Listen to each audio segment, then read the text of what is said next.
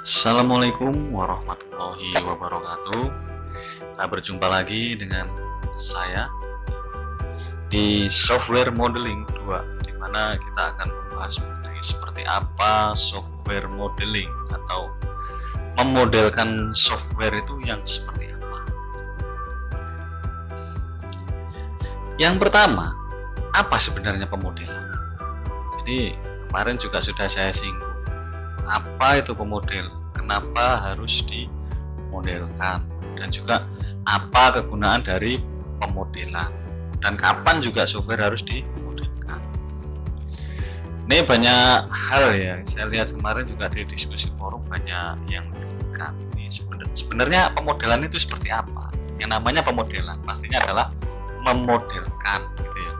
Kemudian juga kegunaan dari pemodelan, ya pastinya supaya lebih jelas ya dan lebih terstruktur secara garis besar.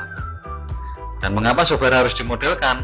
Supaya mudah dimengerti nantinya kenapa bagaimana tingkat kerumitan software itu nanti bisa lebih sedikit dimengerti untuk user. Bahkan juga kapan software dimodelkan, ini nanti software kita akan tahu ya. Kenapa kalau kita harus memodelkan, ini nanti akan tahu software ini harus dimodelkan karena memang memiliki atribut yang cukup banyak sehingga akan sangat menyulitkan juga bagi programmernya ketika software itu tidak dimodelkan. Nah, ini di sini kita lihat memahami perspektif. Jadi kalau kita lihat di sini bagaimana pelanggan menjelaskan. Ini kita melihatnya runtun ya. Pokoknya saya pengen membuat sistem, misalkan sistem toko. Ya wes, yang namanya toko ada jual beli, ada jual, misal sini jual beli, kemudian ada transaksi, di sini ada laba untung maupun laporan. Urut runtun yang dijelaskan pelanggan tanpa harus tahu sebenarnya programming itu mendesainnya seperti apa, itu pelanggan sebenarnya nggak tahu juga. Maka dari itu ketika kita berhubungan atau berinteraksi dengan user ini, maka kita harus memodelkan. Ini wajibnya itu memodelkan.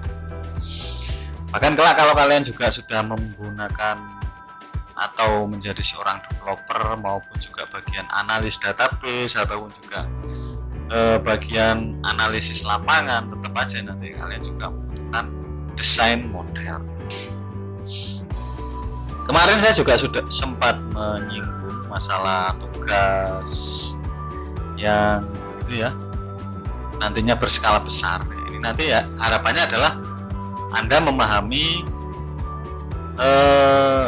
tema yang sama, membuat tema yang sama. Maksudnya tema sama ini adalah tugas di mata kuliah lain ini juga memiliki tema sama dengan yang ada di sini atau perspektifnya software modeling ini. Itu nanti akan kita bahas lagi nanti ya. Kemudian juga bagaimana pemimpin proyek memahami itu. Jadi pemimpin proyek itu kadang pahamnya ya seperti gambar itu ya. Ini satunya runtun, satunya wis tiba-tiba harus dipegang oleh keseluruhan. Artinya mulai dari analis atau juga nanti developer atau dan customer itu dipegang sebareng-bareng untuk bisa menarik dari user itu sendiri atau dari penjelasan user. Dan analis mendesainnya ya tadi, karena di situ kita lihat juga user ada di tengah, maka otomatis analis mencoba membuat hal yang seperti itu ya. Ini aneh sebenarnya, aneh. Analis mendesainnya seperti ini, tapi ya memang kenyataannya seperti itu. Analis mempertimbangkan dari adanya apa kebutuhan user, sedangkan di sisi lain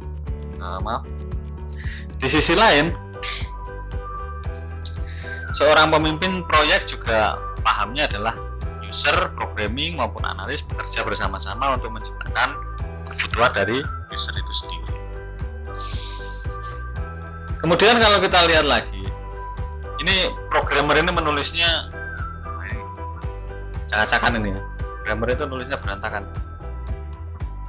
Pokoknya di talent-taleni ini ya, si tali pada kenyataannya konsultan bisnis itu menggambarkannya wah. Jadi konsultan bisnisnya menggambarkannya, kalau saya pengen ibaratnya ini ayunan ya. Kalau saya ingin membuat ayunan, maka ayunan yang Anda dapat nanti ini ada tempat duduknya kayak gini ya. Istimewa gitu. Ibaratnya Anda nanti membuat program memberikan penjelasan kepada user misalkan pada program e-commerce lah seperti itu. Nah, itu yang digambarkan itu ya wah gitu. Ada transaksi atau bahkan juga otomatis orang itu akan bisa tahu alamat-alamat sistem kita, juga bisa meningkatkan produk penjualan secara instan. Itu kan wah yang digambarkan wah, padahal yang dibutuhkan mungkin cuma e-commerce, tapi gambarannya sangat wah. Kemudian juga kalau kita lihat proyek itu juga jarang didokumentasikan, dokumentasinya kosong ya. Karena programming itu nggak mungkin akan mendokumentasikan isi dari codingnya seperti itu. Paling ya yang didokumentasikan ya hanya visualisasinya ya, termasuk modelnya ini.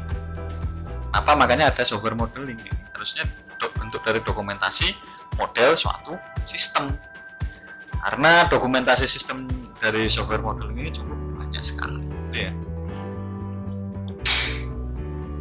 Jadi seperti itu. Kemudian juga kalau kita lihat juga sini, pengoperasian apa yang diinstal? Pengoperasiannya yang diinstal tidak ada ya, hanya terlihat tali saja gitu. Karena kalaupun juga nanti sebagai contoh misalkan dari sistem website, maka otomatis ya hanya untuk domain saja gitu. Kita tahunya domain semuanya sudah ada, padahal di balik ini juga ribet ya tadi. Dan pelanggan menanggung tagihannya naik turun. Ngomongnya 500.000 per paket, atau ketika menambah paket tambah 500.000. Pada kenyataannya ketika ada penurunan kualitas atau apa, ingin menambahkan fitur lagi, ternyata juga bisa lebih mahal dari ini, bisa 1 juta. Ini salah satu contoh tagihan dari bagaimana sistem kalau tidak jelas ya, kalau tidak ada modelnya. Pokoknya tiba-tiba kerjakan akhirnya naik turun harganya, kadang naik, kadang murah, kadang mahal, karena tidak ada kepastian model apa yang dikerjakan. Kemudian juga bagaimana itu didukung. Kalau kita lihat pendukungnya juga nggak ada juga ya. Dan sebenarnya yang dibutuhkan customer itu ya sederhana, inginnya ya wes ayunan ya gitu ya, meskipun pakai kayak gini ayunan kan gitu. Sama halnya dengan toko, misalkan saya seorang customer gitu, saya seorang customer yang ingin membeli produk software pada Anda, nah maka otomatis juga sama. Yang saya inginkan ini sebenarnya ya sistem yang bisa membantu saya untuk menjual, itu toh nggak ada lagi. Tapi mereka menggambarkannya sebegitu rupawan, sebegitu megah, meskipun codingannya juga tidak terlalu acak-acakan juga ya di sini. Terlihat tidak terlalu rapi juga. Nah, itu perlu dimodelkan. Jadi sistem ini perlu dimodelkan. Nah, sebelum membuat model, harusnya Anda tahu dulu. Harusnya Anda melakukan analisis masalah. Gitu. Jadi sebelum Anda membuat model, sebenarnya nanti ada tugasnya ini. Ya, Anda harus membuat atau mencari suatu penelitian. Kira-kira sistem apa yang bisa saya modelkan, gitu ya. Ada permasalahan apa di lingkungan Anda yang bisa saya dimodelkan. Ya seperti sistem pendaftaran mahasiswa baru di Stikom. Ini kan kalau kita lihat pendaftaran bisa online, bisa juga pendaftaran menggunakan form. Masalahnya kan dari pendaftaran menggunakan online ke form atau dari form ke online, nah ini kan suatu proses juga, atau perpindahan dari bentuk dokumen yang biasa menjadi dokumen digital seperti itu. Maka hal yang perlu Anda pahami di sini adalah Anda harus menemukan suatu permasalahan di mana bentuknya itu adalah suatu bentuk yang bukan digital. Selain bukan digital, nantinya juga bentuknya adalah suatu alur yang terstruktur, namun bukan alur sistem. Ya. Kayak kalian mandi, ada alurnya nggak mandi? Ada. Alur mandi apa? Bangun tidur, masuk kamar mandi, bawa handuk, bawa Pepsodent, bahkan juga bawa sikat gigi juga. Tahapannya juga berbeda pula. Setelah di kamar mandi, bisa juga kalian tidak langsung mandi. Bisa juga mungkin buang air besar dulu, buang air kecil dulu, atau mungkin sambil buang air nongkrong dulu sambil mikirin apa gitu, nyari inspirasi. Nah, itu juga sesuatu yang beda juga. Bahkan juga kalaupun kita nanti untuk perspektif dari alurnya itu pastinya beda-beda. Setiap orang itu memiliki beda-beda. Maka dari itu juga suatu bentuk masalah bagaimana nanti Anda menciptakan suatu alur di mana alur itu memang belum ada dalam bentuk digital. Tujuannya apa? Ketika alur itu belum ada dalam bentuk digital, nanti akan kita digitalisasi, kita rancang dari sistemnya untuk menjadi suatu program seperti itu.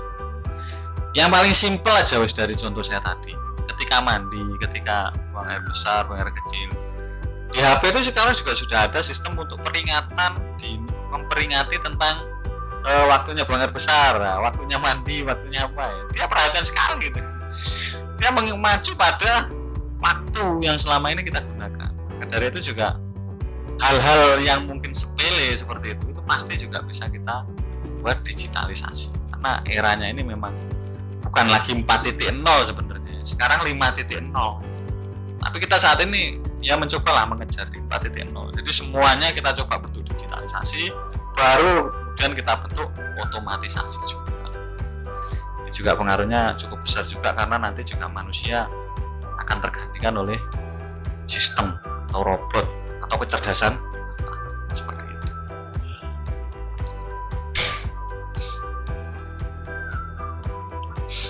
Memodelkan software, memodelkannya dengan apa nanti? Dengan UML, Unified Modeling Language. Jadi kalau kita lihat UML ini adalah sebuah bahasa yang menjadi standar dalam industri untuk memvisualisasi, merancang dan mendokumentasikan sistem piranti lunak. Jadi UML ini menawarkan sebuah standar untuk merancang model sebuah sistem. Ini ngomong-ngomong nggak ada gambar saya ya. Ini tripod saya tadi bermasalah ini. Tidak saya tampilkan, bahkan saya tampilkan pun juga percuma, nanti bikin kalian ngantuk juga nanti. Ya, sekilas info ya. Yang tadi menjadi standar dalam industri untuk visualisasi. Jadi merancang, mendokumentasikan sistem piranti lunak, dan juga UML ini menawarkan standar untuk merancang model sistem. Kalian kalau membuat sistem gimana? Apa langsung tiba-tiba e-commerce? Tulis e-commerce. Yang dibutuhkan apa? Transaksi, tulis transaksi. Apalagi laporan. Simple kan ya? Simple, tapi kita tidak tahu nanti pemrogramannya dia akan seperti apa. Maka dari itu kita juga harus jelas supaya tidak ada miskomunikasi dengan user.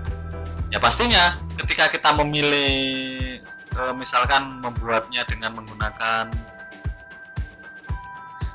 itu tadi ya. Contohnya kalau kita menggunakan bahasa pemrograman website.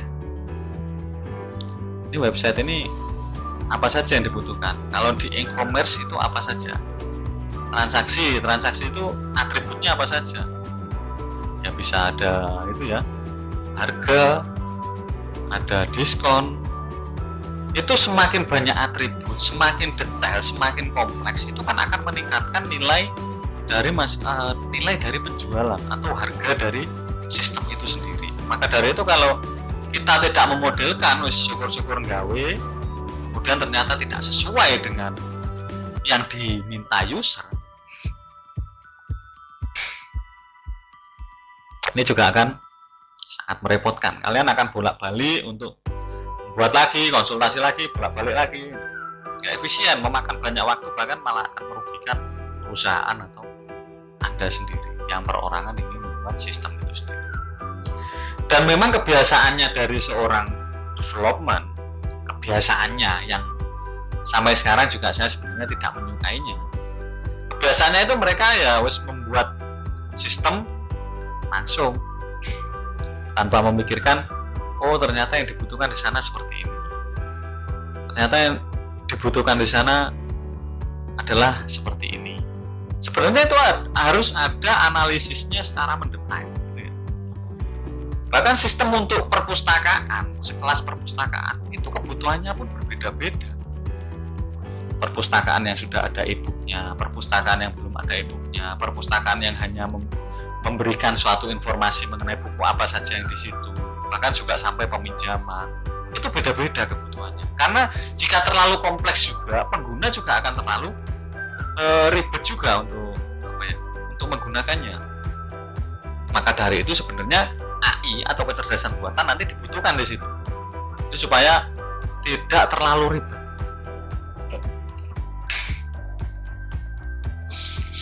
Seperti itu ya. Nah, maka dari itu UML atau UTL di sini hubungannya adalah jaringan, pemrograman, dan object oriented programming. Ini jadi nanti dia akan membawa ini UML ini.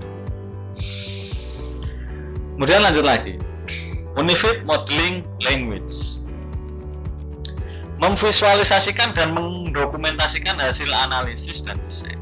Unified mengkombinasikan metode OO yang sudah ada sebelumnya atau Brutes by Great Brutes, OMT by Jim Rembo and OS by Ivar Jacobson. Ini dari Unified-nya itu kombinasinya dari. Kemudian dari modelingnya sendiri digunakan terutama untuk memodelkan sistem secara visual. Jadi sistem itu kan ambigu ya. Kalau kita membicarakan itu sistem itu sebenarnya bahasa pemrograman itu kita sulit untuk memvisualisasikannya. Maka dari itu di sini adalah kita wajibnya adalah membentuk visualisasi dari sistem. Sistem kan habis diklik langsung proses di dalamnya apa kan kita nggak tahu. Tahu-tahu sudah jadinya seperti ini. Tahu-tahu jadinya seperti ini. Jadi digunakan terutama untuk memodelkan secara visual supaya tahu ya kita bentuk visual. Secara garis simpel saja wes kalau kita lihat. Apakah Anda tahu sistem dari Bukalapak itu seperti apa modelnya? Saya rasa sedikit yang tahu. Secara garis besar yang mereka tahu hanyalah penjual ada, pembeli ada, dan di situ terjadi sebuah transaksi. Gitu ya. Apakah Anda tahu laporan dari admin pemilik Bukalapak? Saya nggak tahu. Apakah Anda tahu keuntungan dari pemilik Bukalapak? Saya Anda tak tahu. Karena di situ tidak ada bentuk visualnya, kompleksitas visualnya itu nggak ada. Sebenarnya ada, hanya saja kita nggak tahu. Karena dengan adanya memodelkan secara visual, maka kita nanti juga akhirnya tahu, oh bentuk dari visualnya ini seperti apa, gitu. Alurnya seperti apa. Kalau kita tahu alurnya, pasti di situ juga ada banyak komponen yang disematkan di dalam alur sistem itu. Bisa jadi ketika kita melakukan klik simpan itu terjadi ribuan kali atribut-atribut saling bersalipan atau berpapasan. Ada yang masuk, dari masuk kemudian ditambahkan lagi, kemudian diproses lagi, dikalikan, bahkan di filter juga langsung secara otomatis di filter, bahkan juga langsung mendapatkan hasil yang cerdas.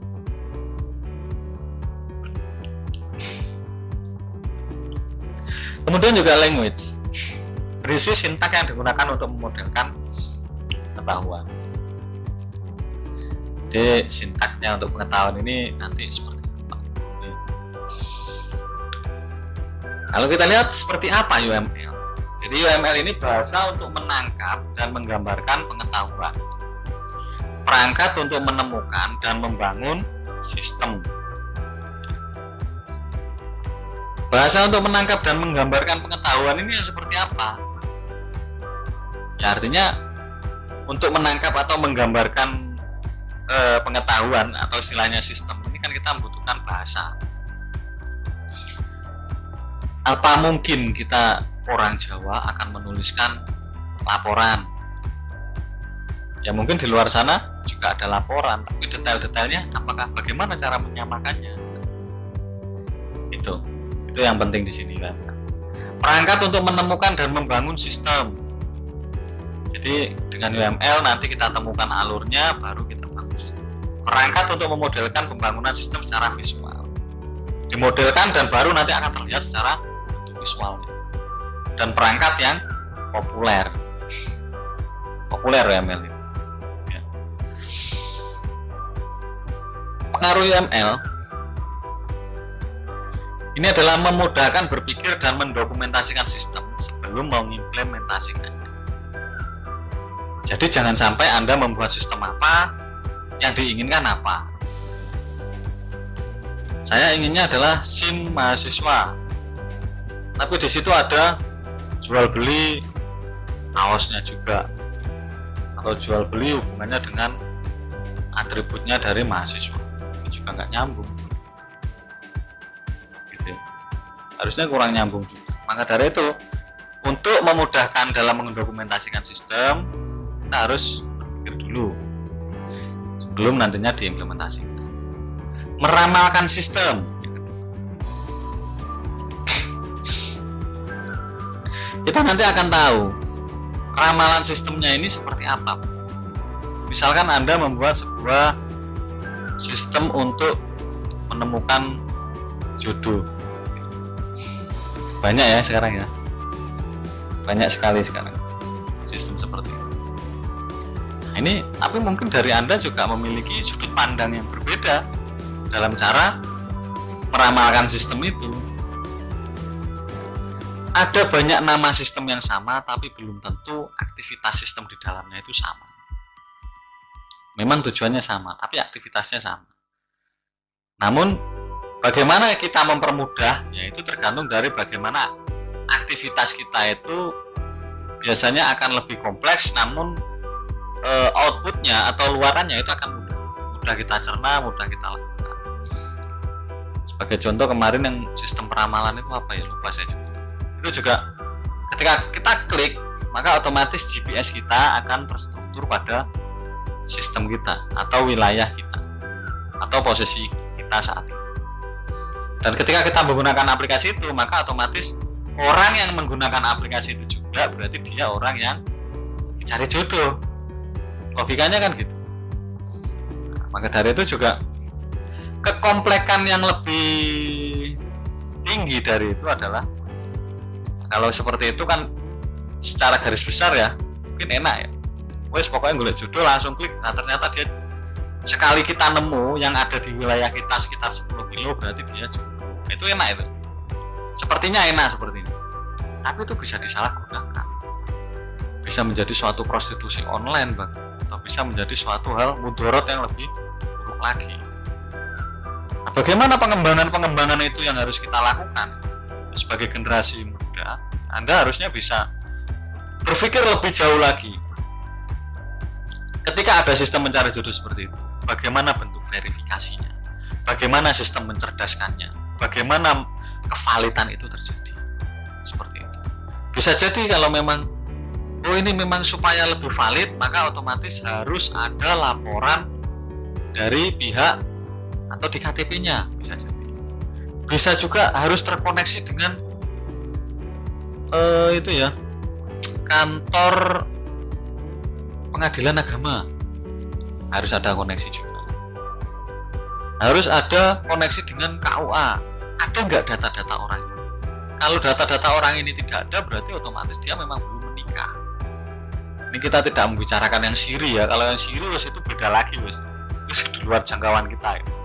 Tapi yang paling minimal lah yang nantinya bisa kita lakukan ya, sampai sejauh itu. Bagaimana sistem itu sudah KTP kan cerdas langsung. Oh ternyata status KTP juga masih single. Oh meskipun dia berumur 35 ternyata dia juga masih single. Itu juga perlu kita pertimbangkan hal-hal seperti itu. Dengan adanya kekompleksan seperti itu, meramalkan sistem seperti itu akan mempengaruhi kualitas dari sistem yang Anda buat, bukan lagi sistem ecek-ecek ya. Menurunkan biaya pembangunan. Kenapa bisa turun ya? Karena kalau ada kesalahan kita nggak perlu lagi bolak-balik, kecuali memang sistemnya yang developernya yang salah, programnya itu beda lagi. Jadi harusnya dari pihak user ketika sudah tahu bahwa oh ternyata logikanya salah. Ini kan otomatis dia harus bolak-balik lagi gitu ya.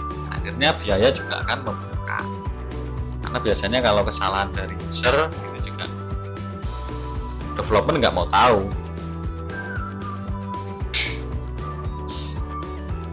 Kemudian juga merencanakan dan menganalisa logika sistem atau perilaku. Jadi perilaku sistem itu seperti apa, logikanya seperti apa, ini harus direncanakan secara matang. Ya, jangan sampai nanti ada suatu logika di mana hasil dari keuangannya si A, si Ahmad misalkan, itu bisa diketahui oleh si Doni, yang padahal dia ada di SIM-nya si Doni, tapi dia bisa tahu keuangannya si Ahmad, dia nunggak berapa. Jangan sampai ada hal seperti itu. Itu berarti analisis logikanya kurang tepat. Kenapa nggak tepat? Ya memang itu sudah privasi. Privasi itu harusnya tidak boleh tahu, kecuali nanti adminnya yang tahu. Jadi hal-hal untuk merencanakan, melogikakan sistem itu harus matang. Ini software modeling ini kelihatannya mudah ya, tapi cukup kompleks dan jelimet nantinya. Kita harus benar-benar mencoba memahami alurnya seperti apa. Kemudian membuat keputusan yang benar sedini mungkin sebelum melangkah ke coding. Jadi kalau memang admin itu dibuat permanen satu, ya wis satu aja. Kalau mau dibuat multi, ya wis dari awal tentukan bahwa admin itu multi admin, sehingga nanti juga nggak ada bolak-balik lagi. Sudah masuk coding nanti harus ngoprek. Ya kalau ngopreknya sedikit bisa-bisa kita kelihatannya sepele, malah cuma ganti nambah admin banyak aja gitu. Ini juga butuh codingan yang cukup banyak lagi, kompleks lagi untuk merubahnya.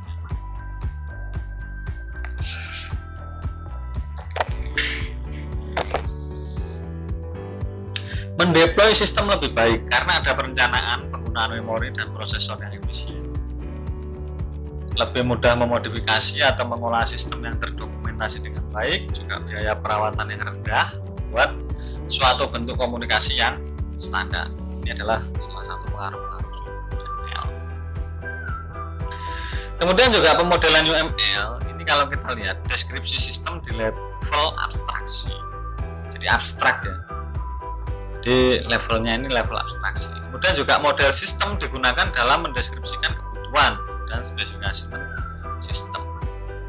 Kemudian pemodelan standarnya UML, Unified Modeling Language. Jadi standar, bahkan bukan hanya di Indonesia, di Amerika, Eropa, Inggris, Amerika ya sama, bahkan UML, karena ini adalah standarnya, model standar yang ada di seluruh dunia.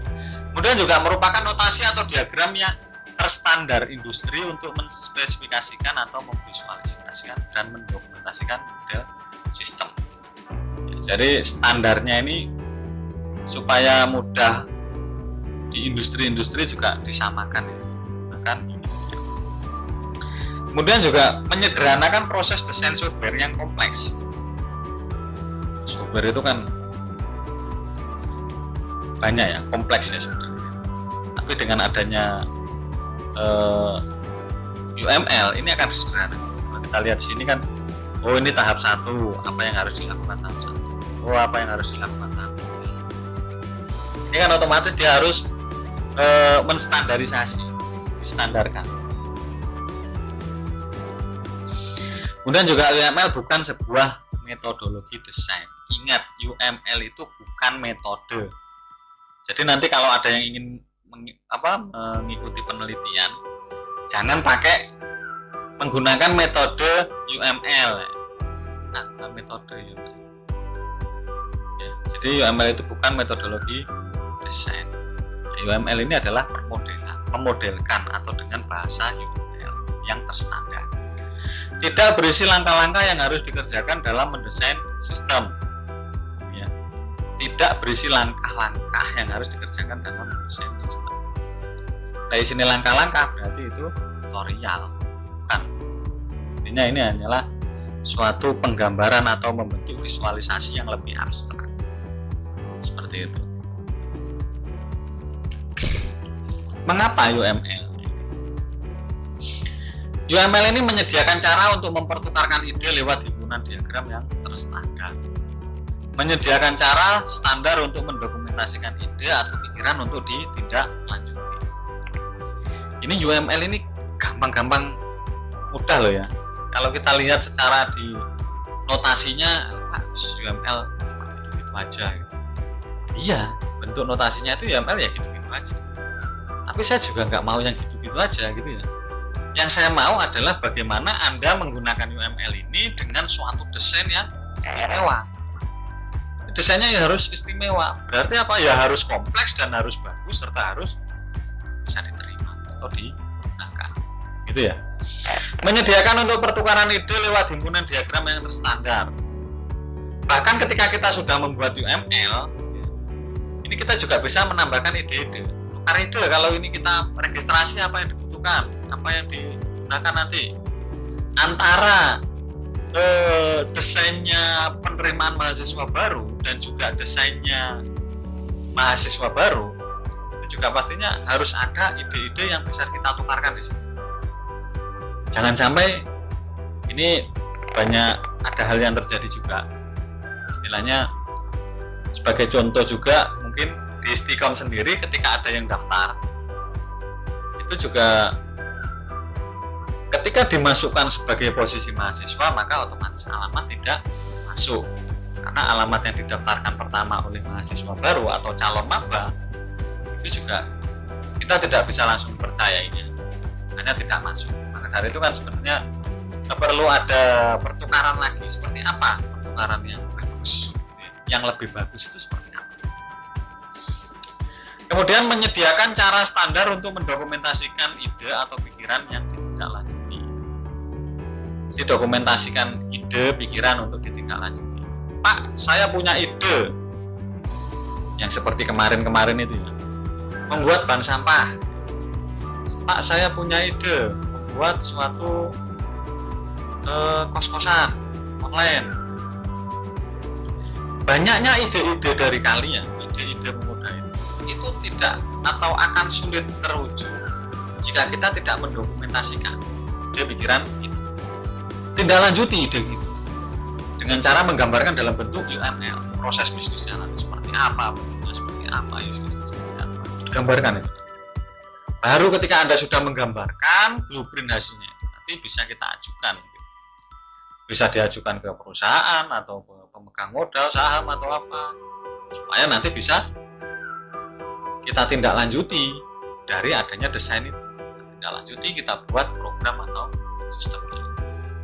Siapa dulu yang berpikir bahwa Facebook itu perancangan modelnya seperti itu? Nggak ada yang berpikir, tapi biasanya mereka kalau saya lihat, saya rasa itu juga mengadopsi dari adanya sistem-sistem sebelumnya. Sebelum adanya Facebook apa? Ada Friendster, namun tidak sekompleks Facebook. Jadi Facebook terus mengembangkan. Facebook tidak akan punah, kenapa? Atau sulit punah lah intinya. Kenapa? Karena mereka terus mengembangkan, bukan hanya mengembangkan alur diagramnya atau alur sistemnya, tapi yang mereka kembangkan juga teknologinya juga. Makanya teknologinya juga lebih cepat lagi. Bahkan yang sekarang itu updatean terbaru, ketika ada komentar, di bawahnya ada komentar lagi, dan di bawahnya lagi ada komentar. Bisa sampai ada berapa tahapan itu komentar yang ada di Facebook. Itu juga salah satu hal yang perlu dipertimbangkan. Jadi jangan mudah Anda menyerah. Aduh, kayak softwareku mati, gimana kita pakai? Jangan. Anda harus sebagai seorang entrepreneur nantinya juga harus bisa mampu mengendalikan diri dan juga mampu mencoba lagi dan mampu menindaklanjuti. Usaha keras tidak akan mengikuti hasil. Ya, jadi usaha keras itu akan selalu mengikuti hasil.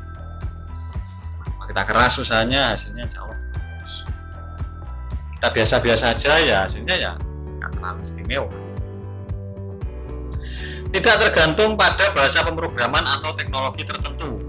Jadi ini tidak tergantung pada bahasa pemrograman atau teknologi tertentu. Jadi dia meskipun Anda pakai teknologi yang paling baru pun, UML ini ya tetap alur desainnya seperti ini, kecuali Anda mengubah atau bertukar pikiran ide lewat UML. Ini bisa terjadi. Kemudian juga dirancang untuk software berorientasi objek. Jadi orientasinya objek. Sebenarnya ini objeknya apa, nanti jadikan orientasi. Gitu ya.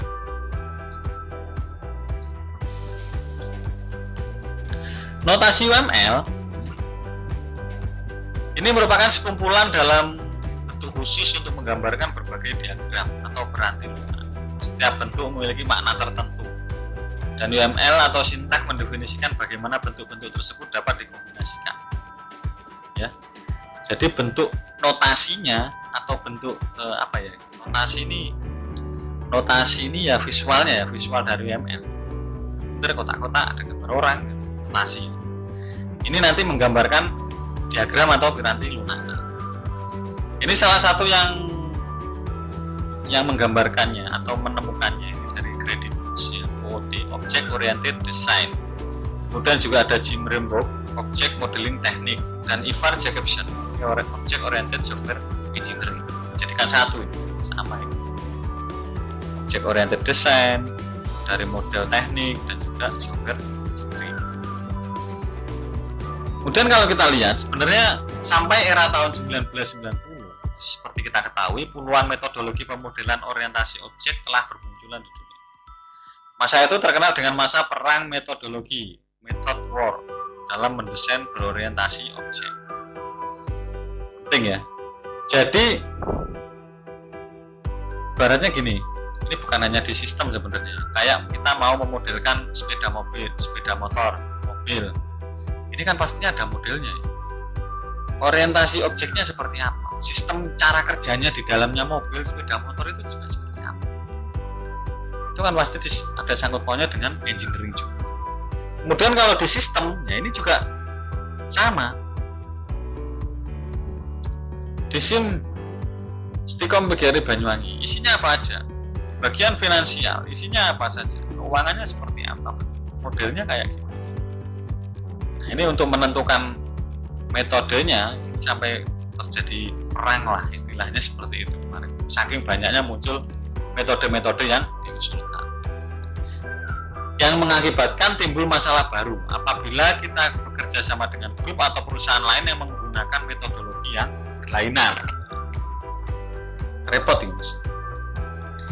Jadi Anda mempelajari UML, ya wes UML ini dipakai sampai Anda memiliki perusahaan, sampai Anda memiliki teman yang memiliki perusahaan juga, dan Anda memiliki temannya teman yang memiliki perusahaan juga.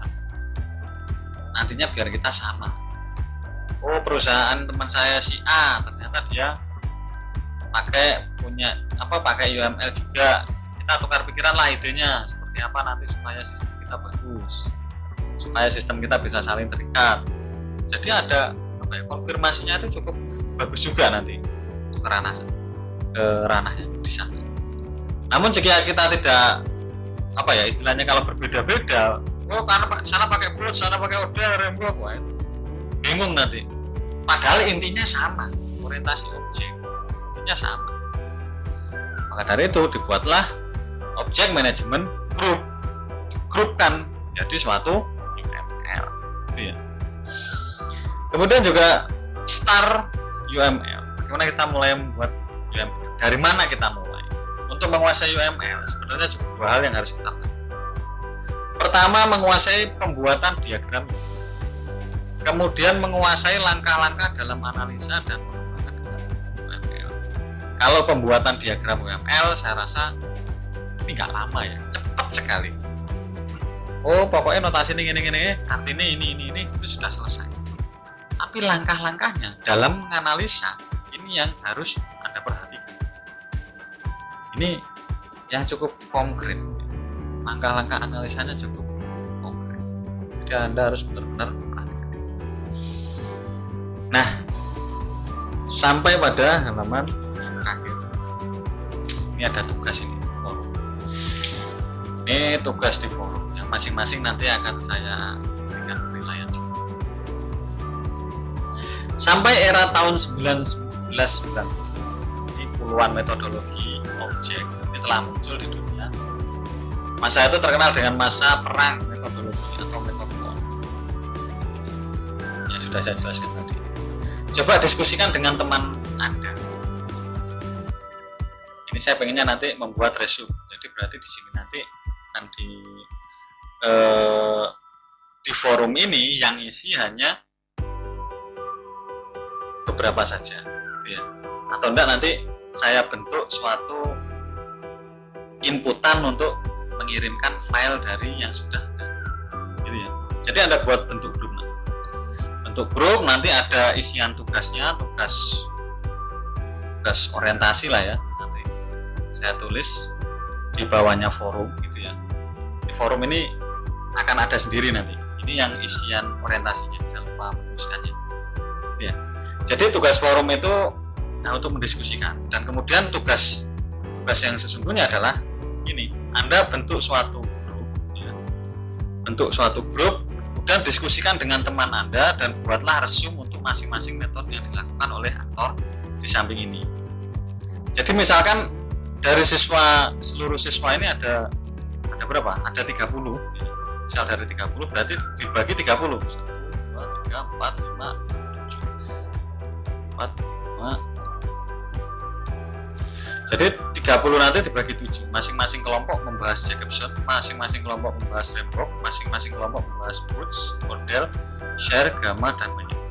Untuk tugas kelompok ini saya membebaskan untuk pemilihan anggota. Anggotanya bebas, pilih siapa. Yang penting nanti di masing-masing resume ini sudah tercantum nama-nama anaknya, gitu ya.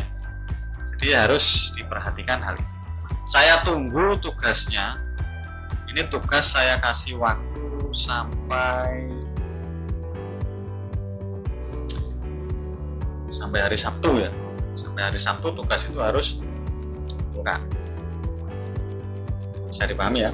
Tugas dikumpulkan sampai hari Sabtu.